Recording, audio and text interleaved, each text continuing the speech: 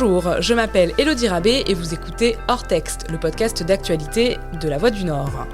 Auchan, Decathlon, Leroy Merlin, Kiabi, Boulanger, toutes ces enseignes fréquentées par des millions de Français chaque semaine appartiennent à la même galaxie familiale, les Mullier. Une famille parmi les plus riches de France, mais aussi l'une des plus discrètes. Pendant des décennies, cet empire s'est construit sans jamais se raconter de l'intérieur. Et au cœur de cette histoire, un homme, Gérard Mullier, fondateur d'Auchan, patriarche d'un capitalisme familial à part, resté toute sa vie à distance des projecteurs. Aujourd'hui, pour la première fois, son histoire est racontée dans un livre écrit par sa petite-fille, Margot Mullier, qui signe la première biographie autorisée de son grand-père. C'est à l'occasion de la sortie de cet ouvrage que nous avons pu rencontrer Gérard Mullier et sa petite-fille pour un entretien exclusif, une rencontre rare, limitée aux récits personnels et à l'histoire familiale. Mais ce livre sort aussi à un moment où Auchan traverse une crise profonde avec des fermetures de magasins et des milliers de suppressions de postes. Alors, que raconte vraiment ce livre sur l'histoire des Mullier ?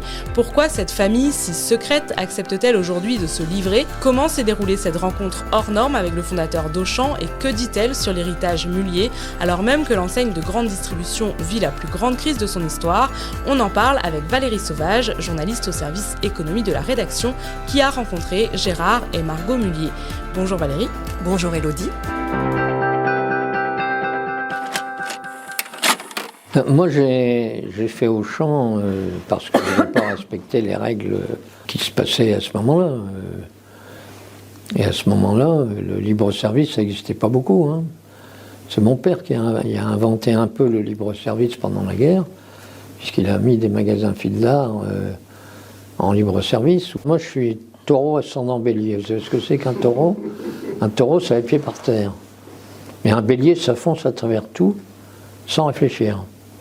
Et donc c'est le fait de ces deux caractéristiques qui m'ont permis de faire ce que j'ai fait.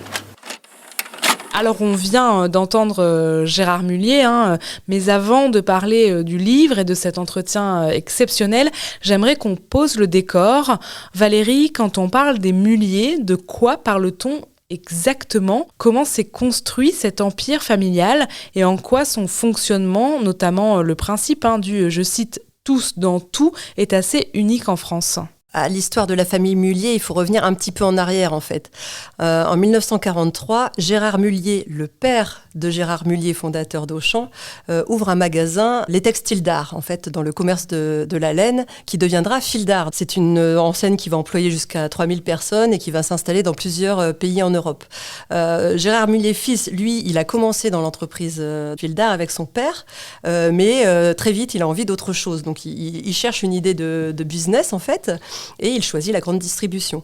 Il installe le premier magasin Auchan dans le quartier des Auchan à Roubaix. Il a notamment l'idée de casser les prix sur le whisky pour faire venir les clients. Et c'est un succès. Et c'est ce que dit l'histoire, en tout cas, c'est ce qui va finir par faire décoller l'enseigne après des années de difficultés. Et donc le système de l'AFM, pour Association Familiale Mullier, il préexiste à la création d'Auchan en fait. Parce qu'Auchan a été créé en 1961, mais l'AFM a été créée, en tout cas les principes de l'AFM, tous dans tout, a été mis en place en 1955. Donc tous les membres de la famille, du moins les hommes au début, deviennent actionnaires à part égale dans toutes les entreprises créées par les membres de la famille. Chaque enseigne doit être financièrement autonome. On peut aider les entreprises en difficulté, mais le développement doit venir de l'intérieur, pas de l'argent des autres. Des principes qui sont toujours en vigueur au sein de l'AFM.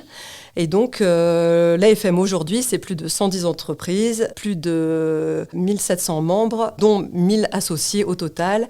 Et l'AFM, ça représente 600 000 emplois dans le monde, dont 170 000 en France. C'est, je pense, la plus grande success story entrepreneuriale de la région. Oui, c'est énorme, avec une implantation essentiellement dans les Hauts-de-France aussi pour les sièges au départ. Oui, les sièges des grandes enseignes qu'on connaît, Auchan, Decathlon, Leroy Merlin, Boulanger, tout ça se situe dans la métropole lilloise. Ce qui est frappant, c'est aussi que les Mullier sont partout dans notre quotidien. On l'a dit, on a déjà tous fréquenté au moins une enseigne du groupe, d'autant plus quand on habite dans notre région. Et pourtant, la famille est très discrète et reste quasiment absente du débat public. Pourquoi cette culture du secret a-t-elle été aussi structurante dans l'histoire de cette famille ? Alors, on est dans un contexte dans la région où les grandes entreprises familiales sont toujours restées discrètes. Il n'y a pas que celle de la famille Mullier. On peut penser aux Roquettes, au Le Saffre, deux grandes entreprises agroalimentaires de la région qui restent elles aussi très discrètes. L'association familiale Mullier et leurs dirigeants ont fait la devise « Pour vivre heureux, vivons cachés ». Gérard Mullier, en 2022, avait rencontré mon ancien collègue et ancien chef du service économie, Yannick Boucher. Et à cette occasion-là, il lui avait dit qu'il était le journaliste qu'il avait le plus rencontré dans sa vie, sa longue vie d'entrepreneur. Et pourtant, Yannick Boucher l'avait rencontré moins d'une dizaine de fois. Donc, c'est vraiment... Il y a une méfiance vis-à-vis de la presse. Et au cours de l'entretien, Gérard Mullier m'a dit dans une vie, il y a des moments positifs et des moments négatifs. Il vaut mieux parler des moments positifs qui peuvent être copiés, parler des moments négatifs qui peuvent être critiqués, ça ne sert à rien. Donc je pense qu'il y a un peu cet aspect-là. Ça change un petit peu parce que le président du conseil de gérance de l'AFM, Barthélémy Guillain, s'est exprimé récemment sur des enjeux politiques, notamment au moment des élections à la présidence de l'AMEL. Mais il reste vraiment très discret, il reste toujours éloigné des projecteurs. Gérard Mullier, tu l'as dit, c'est un entrepreneur du Nord qui a donc ouvert son premier magasin à Roubaix en 1961. Il a fini par en bâtir un empire mondial. Quel homme il était à ses débuts ? Est-ce que ça s'est raconté dans le livre de Margot Mullier ? Ah oui, donc Margot raconte vraiment toute l'histoire de Gérard Mullier depuis son enfance jusqu'à la fin de son parcours professionnel en fait. Elle dit qu'elle a découvert au fil de ses entretiens un homme qui était rebelle, parfois intrépide. Et donc au début, il allait voir un petit peu ce qui se passait aux États-Unis. Il s'est renseigné aussi auprès d'Édouard Leclerc, le fondateur des magasins Leclerc, auprès de Marcel Fournier, le fondateur de Carrefour. Et il s'est inspiré aussi de son père qui, avec les magasins Fil d'Art, avait créé le libre-service. Donc voilà, c'est comme ça qu'il a créé le concept d'Auchan. Et c'est vraiment quelqu'un qui avait envie de réussir et qui avait vraiment envie de monter un business, même s'il dit qu'il ne pensait pas aller jusque-là. Hein. Il le dit dans l'interview, il ne pensait pas créer un aussi grand groupe, même s'il en avait vraiment envie, parce qu'il avait été vraiment inspiré par son père, dont il voulait se distinguer. Il a dit à plusieurs reprises au cours de l'entretien, moi j'étais Gérard fils et lui c'était Gérard père. Toi qui l'as rencontré justement, comment tu le décrirais ? Gérard Mullier, c'est quelqu'un qui a une grande mémoire, qui a énormément de souvenirs de toutes ses périodes professionnelles, malgré ses 94 ans. Il est toujours très actif, très, très dynamique. Je pense que c'est quelqu'un qui est vraiment dans l'action et c'est ce que dit sa petite fille. C'est ce qu'on voit quand on le voit arriver. Et il marche très vite, il est d'un pas très décidé. C'est quelqu'un d'assez ouvert. On sent aussi que c'est quelqu'un qui est un peu provocateur. Il aime bien titiller ses interlocuteurs. Il rit relativement facilement. Et quand il est comme ça en entretien, ça reste quand même quelqu'un d'assez discret, mais on voit vraiment qu'il est assez décidé. Et moi, j'ai trouvé qu'il était... je pense que c'est vraiment un homme très pragmatique. Quand je lui ai demandé comment il expliquait sa réussite, son parcours, il m'a dit j'ai eu envie de développer le pouvoir d'achat des Français, et c'est ce que j'ai fait. Comme si c'était simple, en fait. Et je lui ai dit, mais vous dites ça comme si c'était simple. Bah oui, pourquoi ? Enfin, j'ai eu envie d'augmenter le pouvoir d'achat des Français, et je l'ai fait. Et voilà. Et il a des phrases comme ça assez définitives. Après, il en parle des difficultés qu'il a eues, surtout au début et tout. Et il y a une autre chose aussi qui revient beaucoup, c'est la façon dont il a su s'entourer au fil des années. Il y a énormément de personnes qui sont citées au fil du livre de Margot Mullier qui l'ont accompagné à différentes étapes du développement d'Auchan. Oui, il ne dit pas qu'il a tout réussi tout seul. En fait. Non, absolument pas. Il associe vraiment les équipes, que ce soit son entourage proche ou les équipes d'Auchan en général. Hein. Il est vraiment sur l'humain. C'est ce que reconnaissent d'ailleurs certains collaborateurs, notamment ceux des débuts. Et en fait, il explique que c'est comme ça que quand on donne de l'autonomie aux équipes, quand on les laisse faire ce qu'ils ont envie de faire, c'est comme ça que viennent les bonnes idées et comme ça que l'entreprise peut se développer.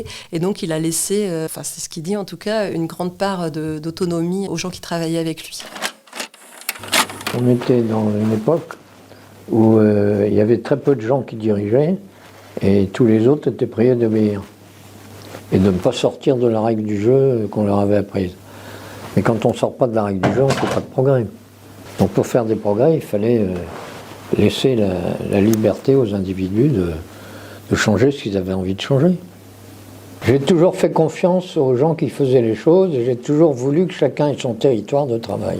Quand j'ai dit aux gens qu'ils avaient la liberté de faire ce qu'ils voulaient, on a fait plus d'essais en 3 mois qu'en 3 ans. Quand on laisse les gens là où ils sont faire ce qu'ils pensent qu'il faut faire, ça va beaucoup plus vite que quand ils sont obligés de demander à leur supérieur hiérarchique, qui lui-même ne faisant plus le travail ne comprend pas ce qui se passe. Ce livre donc de Margot Mullier, sorti aux éditions Grasset le 4 février, est un petit événement, puisque c'est la première biographie de Gérard Mullier. Pourquoi cette prise de parole est-elle aussi exceptionnelle dans une famille, on l'a dit, qui a toujours refusé de se raconter ? Alors c'est vrai que cette biographie est relativement inattendue, puisqu'on ne l'attendait plus ou presque. C'est encore jamais arrivé. Alors c'est vrai que pour un entrepreneur de sa stature, c'est assez étonnant. Il y a plusieurs personnes qui s'y sont essayées et quand je lui ai posé la question, il m'a répondu « oui, mais je l'ai toujours interdit ». Donc ça, on sait qu'il a eu des propositions, on sait qu'il les a refusées. Là, c'est sa petite fille qui lui a posé la question. Il lui a répondu qu'il était d'accord. Elle-même n'était pas du tout très sûre qu'il accepterait, mais il lui a dit qu'il lui faisait confiance. Et il lui a dit que c'était son livre à elle et qu'elle écrivait ce qu'elle voulait. Elle a fait donc des études de lettres, de littérature. Comment elle a travaillé ? Est-ce qu'elle a travaillé uniquement avec son grand-père ou est-ce qu'elle a aussi rencontré d'autres personnes ? Et puis en quoi c'est plus qu'un travail de mémoire familiale ?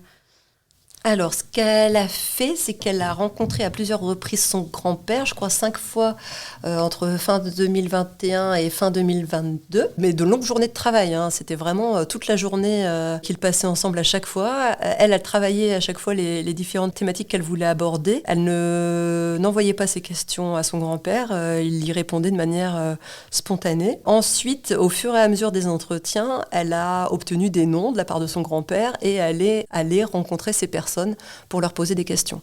Donc, en plus des entretiens qu'elle a réalisés avec Gérard Mullier, elle a réalisé une 40aine d'entretiens avec des membres de son entourage, parfois des très proches, parfois des moins proches. Du coup, c'est venu agrémenter son ouvrage.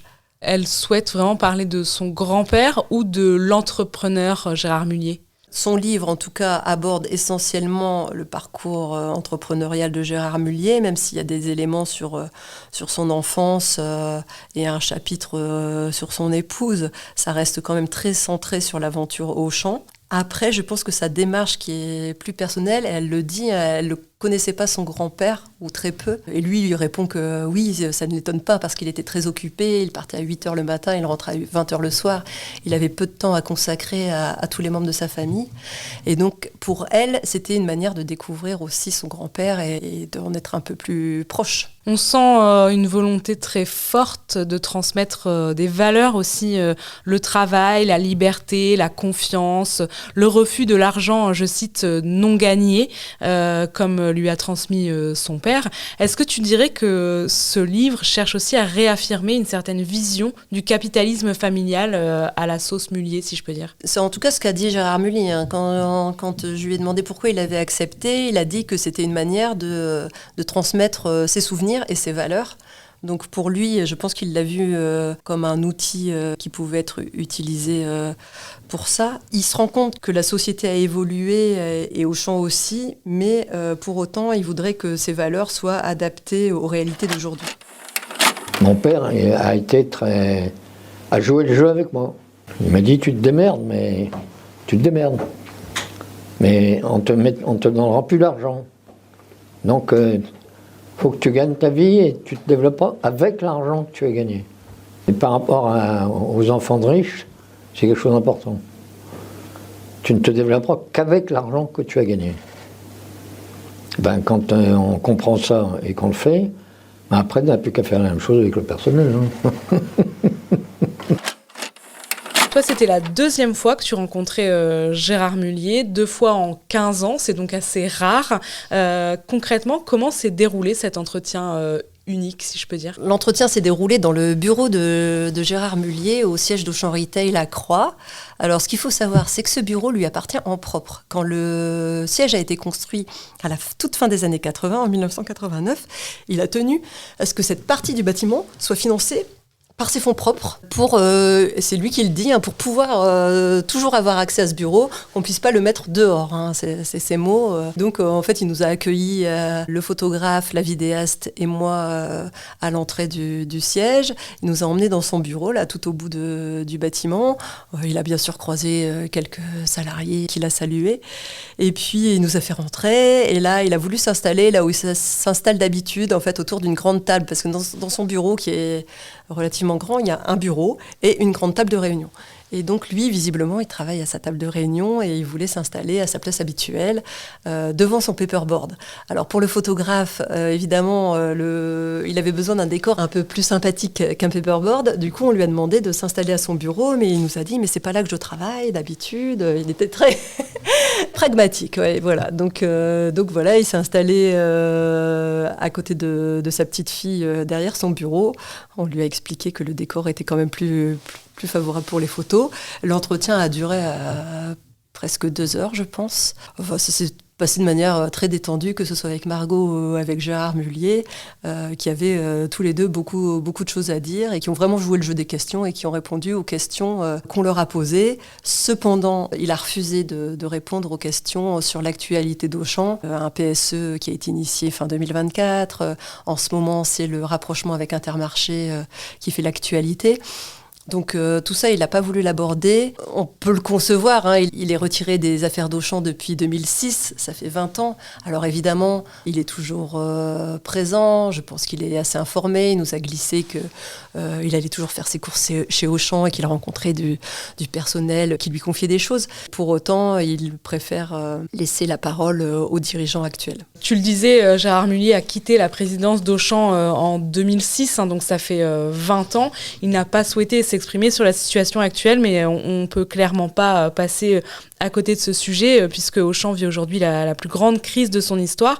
Est-ce qu'on peut rappeler un petit peu où en est le groupe aujourd'hui concrètement ? Ce qu'il faut savoir, c'est que en ce moment, le contexte n'est pas très, très favorable pour Auchan Retail. Entre 2023 et la mi-2025, la holding Hello, qui regroupe Auchan Retail, New Immo Holding, qui est la filiale immobilière, et la banque Onet, a enregistré 2,2 milliards d'euros de pertes cumulées. Donc il a fallu réagir à un moment, et donc fin 2024, Auchan a annoncé un plan de sauvegarde de l'emploi qui prévoyait la suppression de 2389 postes et la création de 334 autres. Donc c'était un plan vraiment inédit dans l'histoire d'Auchan.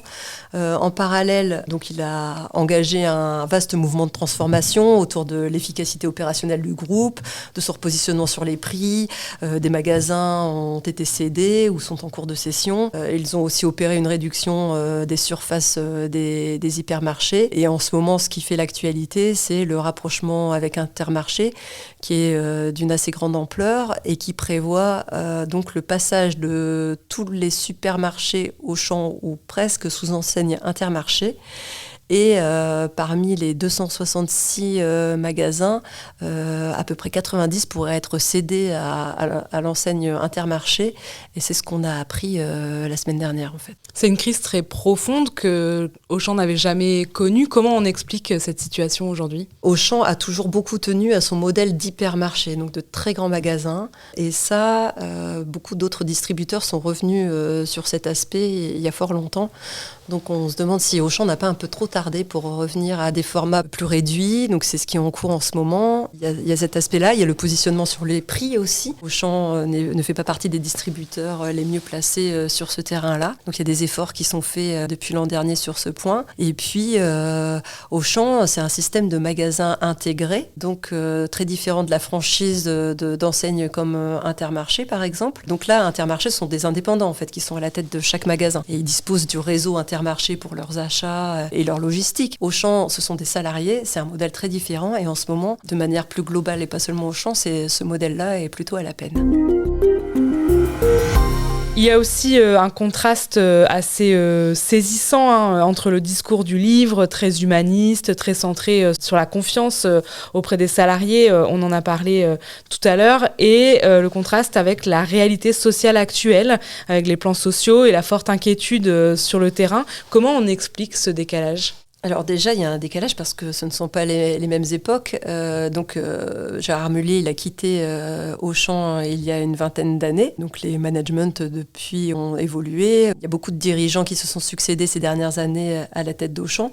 Donc il y avait une culture d'entreprise qui était très forte, qui avait été insufflée par Gérard Mullier. On le sait, il y a des salariés qui regrettent vraiment cette période très familiale en fait d'Auchan. Après, le contexte économique a aussi beaucoup changé. Le contexte économique a changé, la situation économique d'Auchan a changé et donc les modes de management ont évolué et voilà. Aujourd'hui, après avoir rencontré donc Gérard Mullier et Margot Mullier, en observant la situation actuelle d'Auchan, est-ce que tu as eu l'impression d'assister un peu à une tentative maîtrisée de transmission d'un héritage au moment même où cet héritage est le plus questionné ? Je suis pas sûre que ce soit ce qui a vraiment motivé Margot Mullier dans l'écriture de son livre. Vraiment, ce qu'elle explique, c'est que elle a assez mal vécu la prise de conscience d'être une Mullier. En fait, elle s'en rendait pas compte parce qu'elle avait été assez préservée par ses parents. Et puis, quand elle a grandi, elle s'est rendue compte que sa famille faisait partie des plus grandes fortunes de France. Elle est partie à l'étranger sans dire qui elle était. Et donc, elle est revenue un petit peu rassurée sur elle-même. Et là, elle s'est dit, bon, j'ai envie de plonger dans mon histoire. Et c'est ce qu'elle a fait en rencontrant son grand-père à plusieurs reprises et en écrivant ce livre. Après, sûrement que Gérard Mullier s'en est saisi pour continuer de transmettre ses valeurs, mais je ne pense pas que ce soit l'idée de départ en fait. À 94 ans, il peut rester encore inspirant pour des jeunes entrepreneurs par exemple ? Gérard Mullier a longtemps consulté dans son bureau des personnes qui venaient le voir parce qu'ils avaient une question, ils avaient une idée.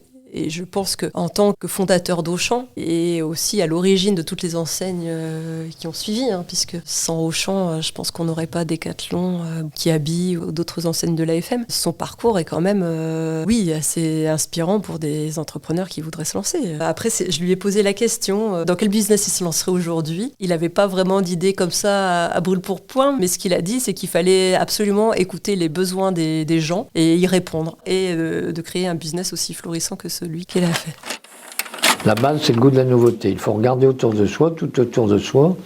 Il y a des besoins non satisfaits, du travail à faire. Les gens qui essayent, quand ils font un échec, il faut les féliciter et non pas les tuer. C'est en prenant la route des échecs qu'on trouve la route qui n'a pas d'échec.